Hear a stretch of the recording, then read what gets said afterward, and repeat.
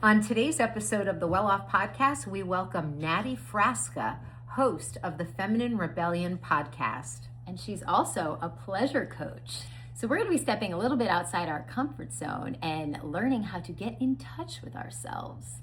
No pun intended. Or is it?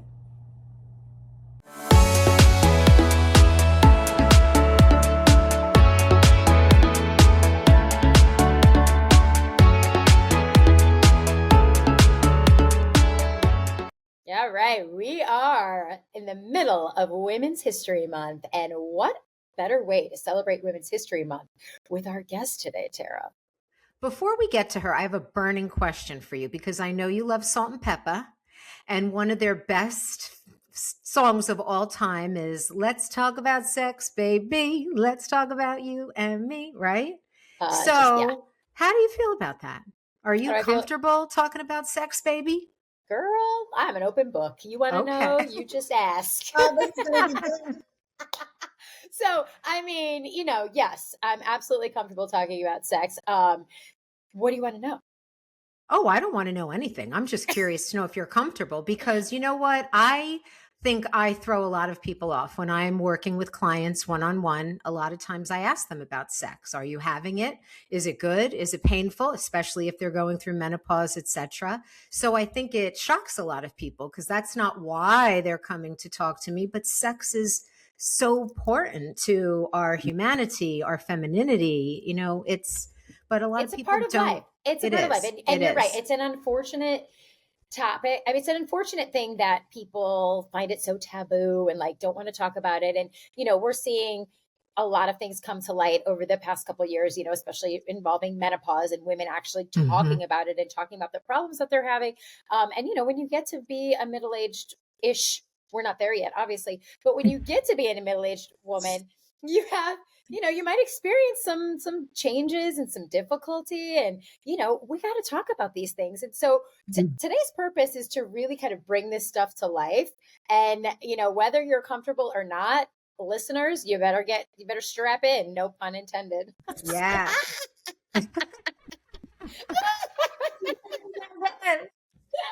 So without further ado, in the spirit of women and Women's History Month, have we got an amazing guest for you listeners. Gina and I got to meet this wonderful woman in December in Boston, and there was immediate energy, spark, attraction, whatever you want to call it, but we needed to talk to her. Today in studio, we have Natty Frasca, who is the host of the Feminine Rebellion podcast. But not only that, Natty is an activator. She is a hype woman. She is a pleasure coach, among many, many other things like mother, wife, the usual, but she is amazing. And we're so excited to have you here today. So welcome, Natty. Oh my gosh. I'm already excited for this conversation. You guys are so alive and turned on. You are so ready, and I'm just. We are ready, and I'm going to tell you right now. One thing that Tara just, she said the female rebellion, that could mean a lot of things. You're a pleasure coach. Let's start there. Yeah. Let's start there. Let's start at the top. So I help women reconnect with themselves and reclaim their power through pleasure. And it's interesting. I know the first thing we started talking about is sex. And I think therein lies the problem, because pleasure is so much more than that. So whenever I go to a networking event or I'm sitting anywhere and they say, "What do you do?" And I say, "I teach women about pleasure." They're like, some people lean in, like you two women when we met in December. You were like, tell me more. Yeah, tell me more. But so many people, turn away. Like, it's the word pleasure itself is taboo. Is taboo, right? But the truth is that pleasure lives on a spectrum. So pleasure is everything from, holding your cup of coffee in the morning and smelling it, holding that warm cup, taking that first sip, and being so present to every sense that is enlivened by that experience, to walking on the beach in the sunshine, with your lover, maybe. All the way, the other end of the spectrum is multiple orgasms on a Sunday morning, by yourself or with someone else. So, yeah, both and, right? But pleasure is a way of coming back home to our bodies and reclaiming a feeling of aliveness and turn on. So it's not just the sexual, although that is definitely part of it. Yeah. But it's so much more than that. So when women come to me, usually at midlife, they're like, and I work almost exclusively with really high achieving women who have achieved so much, right? Like they've raised families, they're high up in their careers, they've checked every damn box, and yet they come to me feeling numb. They're like, I have money in the bank, I can go to the spa, I can take vacations, but like I feel dead inside. And so we start with the simpler things, right? So we start with like pleasure as simple practices to reconnect you with your body, with this sense of expansion that you can feel. So walk us through that. What does that look like? Yeah. So it looks like these simple things, like what are the simple things we can do every day that engage our senses? So taste, touch, sound, sight, hearing. Like mindfulness. It is a form of mindfulness. It is a form of mindfulness. These are pleasure practices. So just say you're laying in bed. Before you get up and check your Slack channel, right? And like, what are all the things, or your appointment book? Can you lay in bed? Can you feel the sheets on your skin?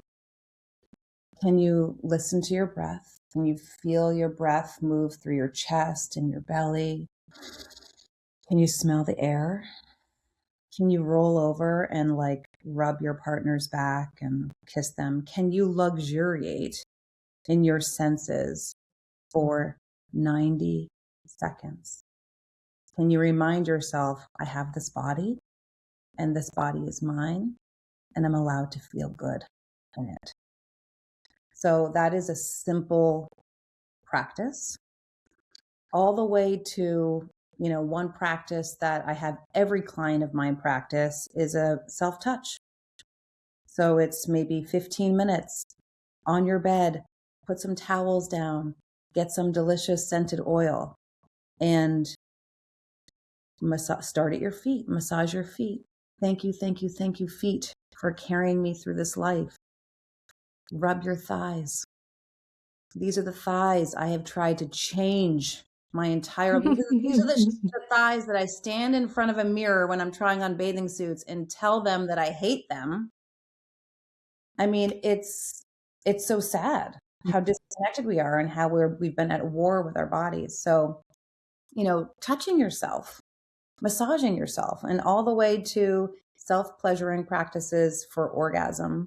We get further up the spectrum. And then I work with a lot of women on their sex lives, in partnership. So women... I'll be right back, by the way. I'll be right back. Yeah. I actually hold that thought for a minute. But see, but this is you, Gina, you speak to something so profound and so simple with what just happened, is that I just kind of gave you a little bit of permission. Mm-hmm. We don't need much. We don't need much activation or permission. It's like you see a woman. It's like that scene in When Harry Met Sally. Yeah. Right? Yes. All iconic. Right? Mm-hmm. How it works. This is the ripple effect of this work. You see a woman turned on and alive and moving through the world, powerful, magnetic, joyful, feeling sexy in her body, no matter what her fucking size. Can I swear here? Yeah. Okay. And it's like, ooh, can I have that? I want that. So I'll have what she's having was the line, yeah, right? that was the line. Yeah. I'll have what she's having. So it's like, yes. And like a woman who is turned on and magnetic and filled with pleasure is not only alive in her body, but she's boundaried. She knows her worth. Mm-hmm. She is sovereign. She is rooted. She asks for more money. She demands equality in her partnerships. She and I mean, at the end of the road, she pushes more love and justice into the world. She's like filled up. I have to go back to the Harry and Sally thing. Yeah. So the point of that, for anybody that is not familiar with it, so she was showing him that it is possible for women to fake orgasms, right? And that women fake them all the time. And so, I've been actually doing some reflecting on that topic specifically, is that like, in my past, I have felt like I had to fake an orgasm in order to please my partner. Mm-hmm. And I mean, let me just tell you how many of those I have done. And now, especially with my ex, but now I'm not doing that anymore. If it's not happening, it's not happening. No and I'm just way. like, sorry, you missed the mark. Next. Right. Like, try harder. Do better. Like, like I'm not. And I feel like that is so important for women to understand, is that you don't have to fake shit. Like, no, you just come out and be like, that was great. Or you know what? Next. Yeah. And that is so hard for women. Anyway, but you know what? I think there's a couple of things. And Natty, I told you I'm loving your podcast, and the conversations are just so in alignment with who I am as a woman and who I am as a therapist and a coach, and the women that I work with as well. But I think it's a couple of things that, we're not having the conversations. People are still afraid to talk about sex. I was very open with my children about sex. I knew they were going to have sex. I mean, you're ridiculous if you think they're not going to be looking for any opportunity to get laid when they're 16, 17, whatever. Yeah. So very open conversations, which I know would embarrass them, but I'm sure that they're grateful today, because I remember when my daughter came to me and shared that she had lost her virginity. I wasn't upset. I expected it. And I said, was it good for you? Like, did you feel safe? Was it pleasurable? Like, because all of those experiences are what sets the foundation. And I think, we just had Teen Dating Violence Awareness Month in February, and 1 out of 3 teens experience some sort of aggression or abuse in their relationships. Right? Oh, no. We all have. Not all sex. It's not always sexual. It can be emotional, mental, physical. But with those statistics, these are the people that are going out into the world to date and partner. And if they don't have a healthy foundation of what that looks like, and we're not talking about it, or they have trauma, it's like the perfect storm of people having weird hangups about sex and pleasure. I love that you had those conversations with your kids. I have daughters who are 21 and 22 and a son who's 18. And we started talking about this again so early on. I mean, before my girls were having sex, we started talking about masturbation, like, and toys. I bought each of my girls, little baby vibrators when they were 16.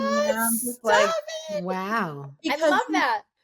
I think where we missed the mark is that and you spoke to this, Gina, is like, we weren't taught that these bodies are our own and that they were made to feel pleasure.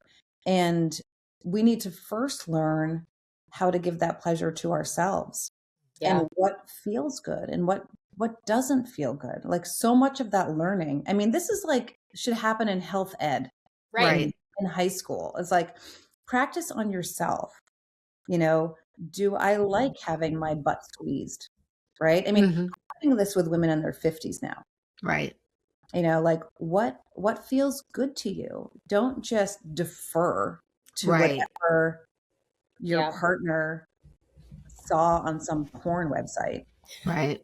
right? It's a whole nother topic. Right. I mean, Yeah. we have to reclaim our pleasure for ourselves.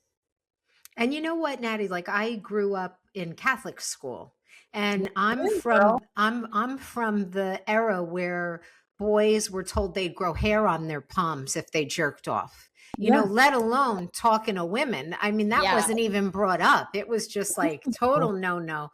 But I mean, it's hard to undo that kind of thinking. And trust me, like, you see it. I have people coming to see me for depression, anxiety, they're getting divorced, this and that, but sex always finds a way to weave in.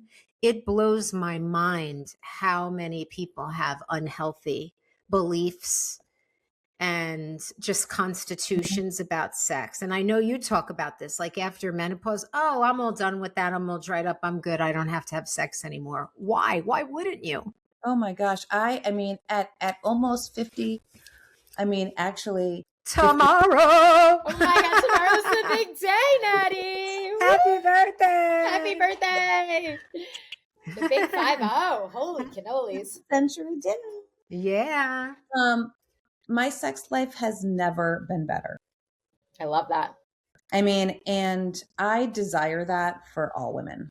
Yeah. I desire it for all humans, but like, I desire it for women. I mean, feel the same. And we're empty nesters. So yes. add that. That's like Add that to the list. It's like the cherry on top. Wrap yourself up in the special comfort that instantly makes you feel that you're in the lap of luxury with Cozy Earth's classic cuddle blanket. It is my favorite.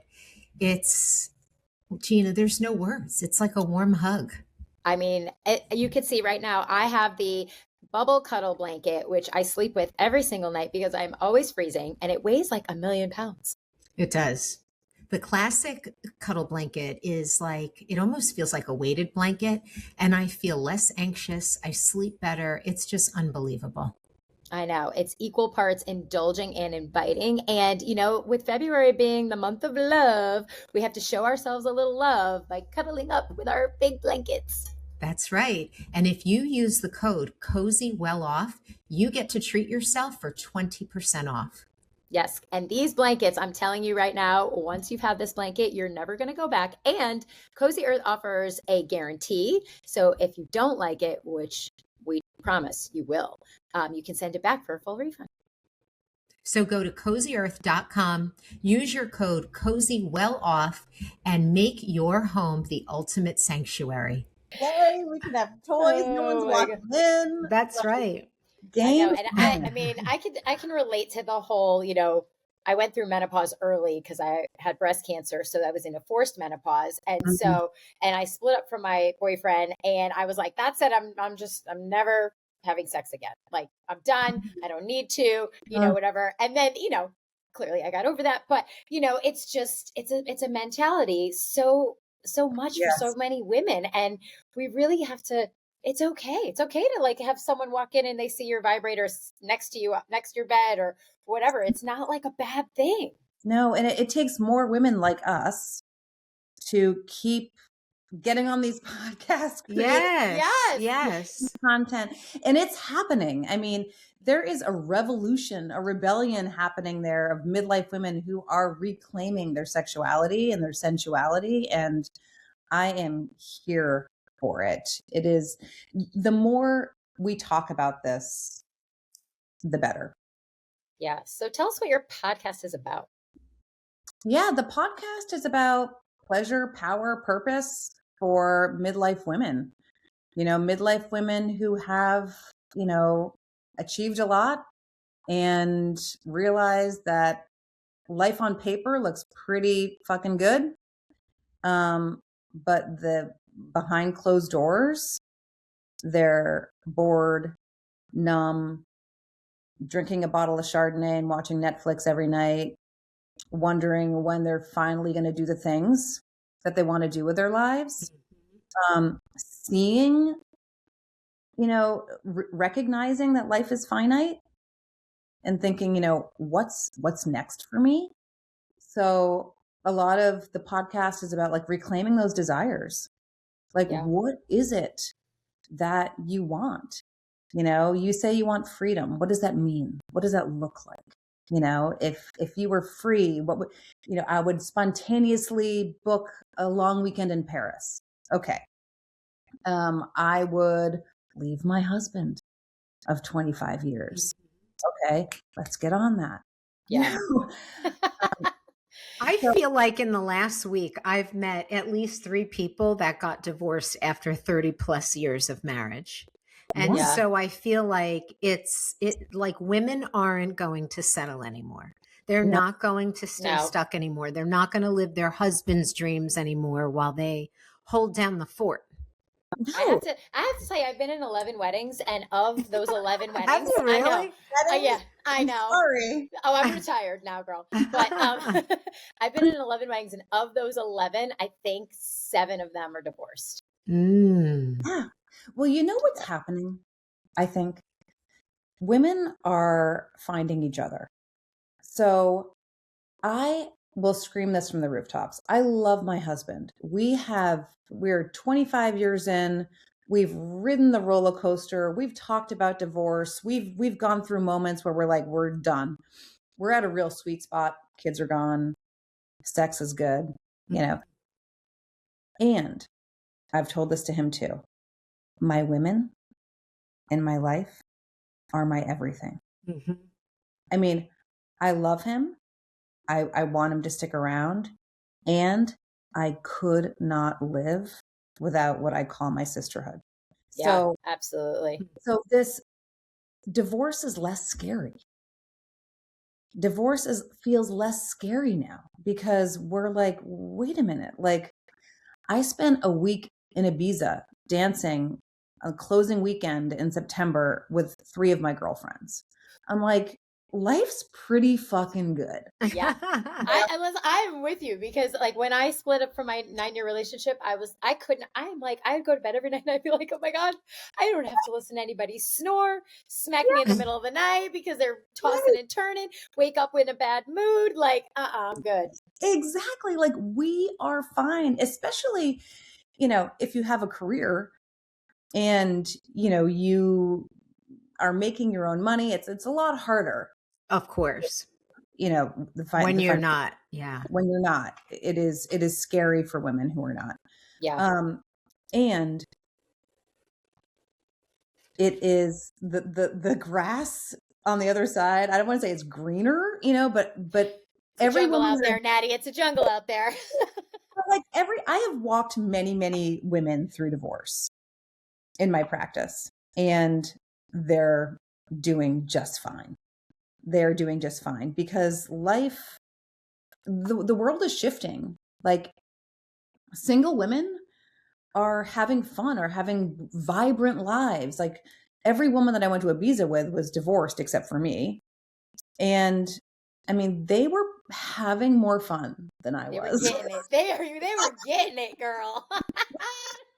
Because I'm monogamous, but I mean, there's a lot of fun to be had out there. Mm-hmm. I keep reading more and more about, you know, how women are delaying marriage, and it's lovely to see. I like to see the shift. Yeah. And I've always felt very strongly that I do feel that men like women who are accomplished and independent. Like, they don't really in their core, I don't think, want a needy woman who can't do anything without them. Like, maybe there's a small demographic, but they're in a category of their own, like that pathology. But there's something attractive and appealing, I think, about women who, or being with a partner that in your core, you know, that they could do it on their own.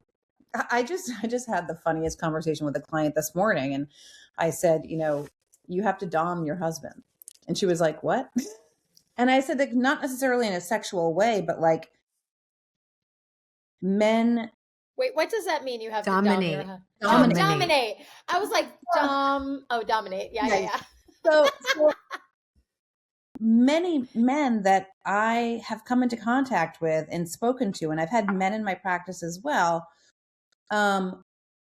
desire a boundaried powerful woman who's also sensual and sexy, but who knows what she wants. Because at the end of the day, a man also wants to be led. Yes, I believe that. I believe they that. want to be led. Even my partner, it's like he wants to know what I want. Yeah. Well, you have to direct them in the right direction, tell them what's working, what's not, what you like, what you don't like. Right. Like you might think you're like a rock star, but I got news for you. Yeah. You're not. Exactly. And what worked with his last partner might not work with you. That's right. Absolutely.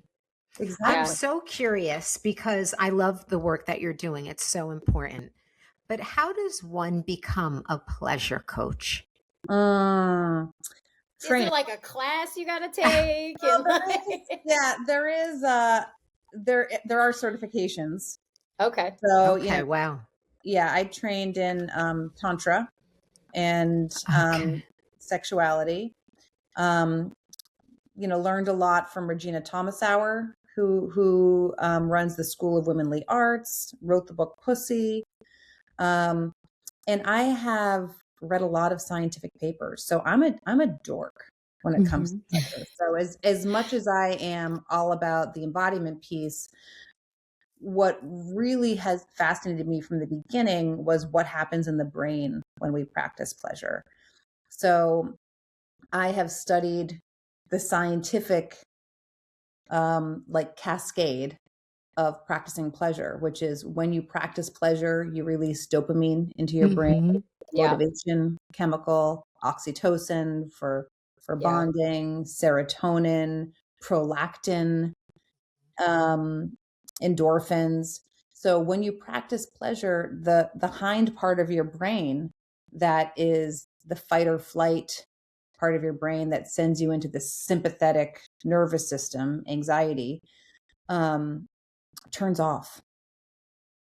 And your prefrontal cortex, the part of your brain that does executive functioning, critical thinking, lights up. So I saw that on Grey's Anatomy once. There you go. Then it's true. I mean, the girl came in and she was having like orgasm after orgasm without doing anything. So they put her in the MRI thing, and then they're showing the screen, and her brain just keeps lighting up. And I'm like, oh. So that actually, that's rooted in. So I'll give your listeners a book to read.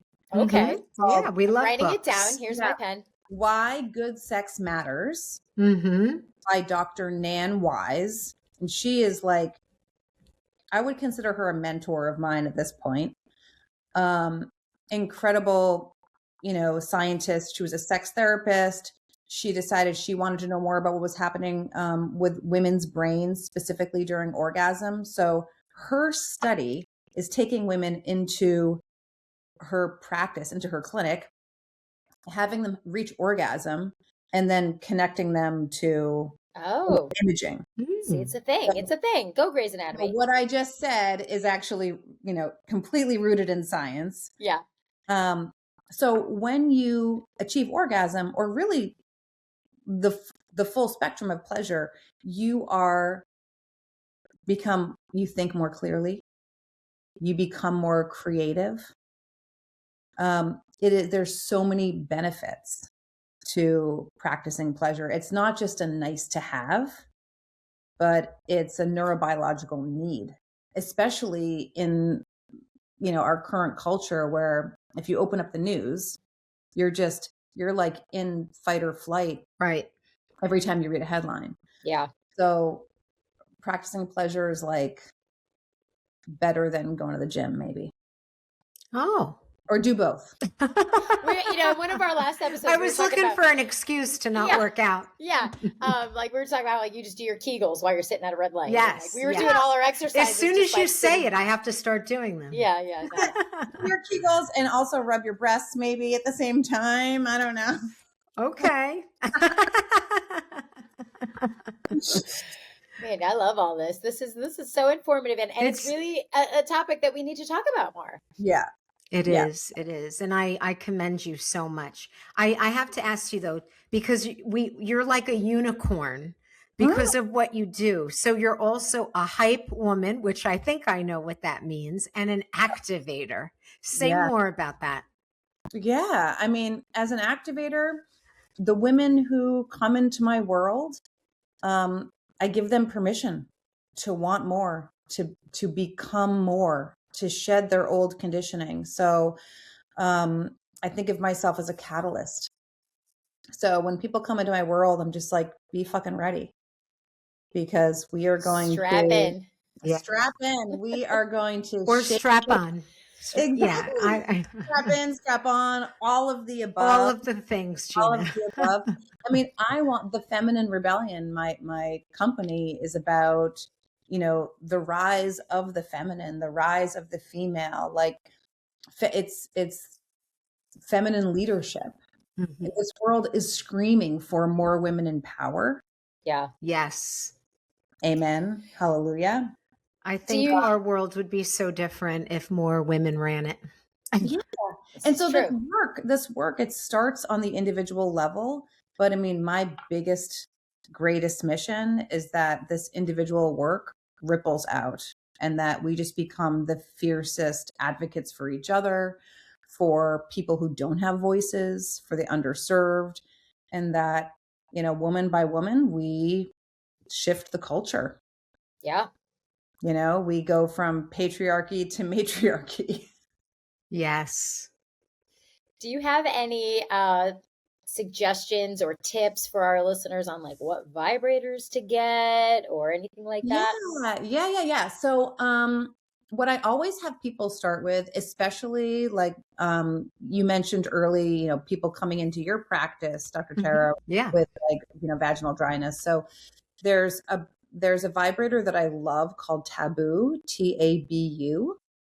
And it's a very thin wand. So it's like a little beginner tool, but, and it comes with a really nice gel lube, and you use it internally, and it stimulates the cells inside your vagina. It helps with vaginal dryness, and it also can be used for pleasure as well. So that's where every woman in my world has a taboo. And I'm not a brand ambassador or anything like that. You should be. You should be. I know. I should get a kickback. I should reach out to them. Yes. But yeah, the Taboo is a great place to start. Okay. But like, but actually by the time everyone's hearing this, I'm creating a very simple 7-day pleasure reset for women who are not in my private coaching practice, to guide them through a very easy, like half an hour a day, easy guide into pleasure, which starts with like eating a piece of chocolate slowly. So like non-scary, easy pleasure practices that I'll have up, and that'll be on my website. So it's the 7-day pleasure reset. It'll be at thefemininerebellion.com/reset. It's an easy 7-day entry level, like pleasure 101 for women. Great. But really comprehensive, and will guide women slowly into some pleasure practices and kind of reactivate this connection to their body. So, no brainer if people want to check that out. And then, read that book by Dr. Will do. Join my community, which is free. Yes, you need to give you all those links. So, there's so many great places to dive in and start this work. Well, we always get busy.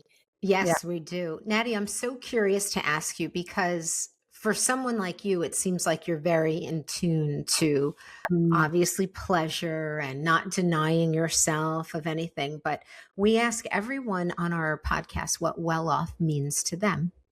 So what does it mean to you? It's a great question. Welloff means to me waking up in the morning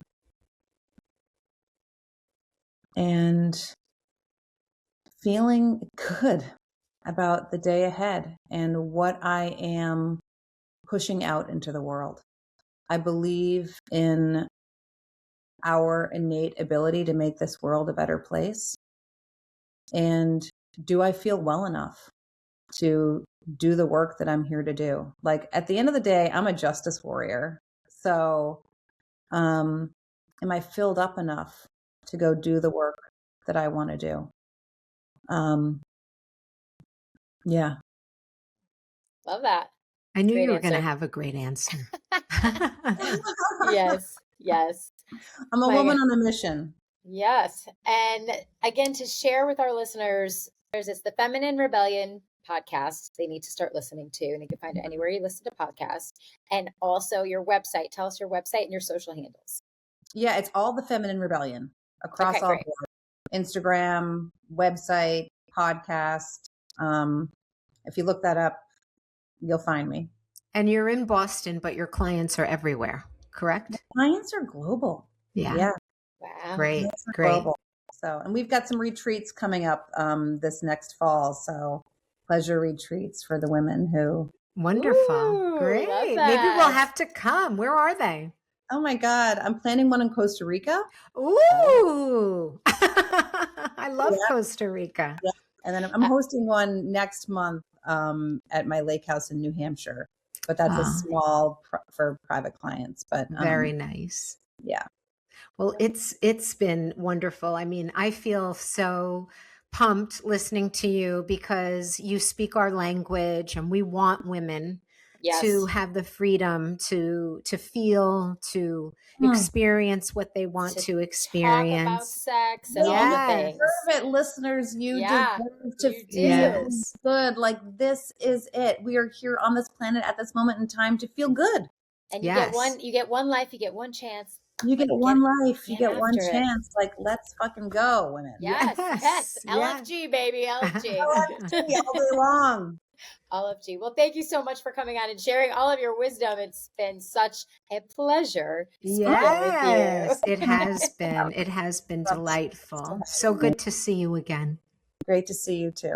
Bye.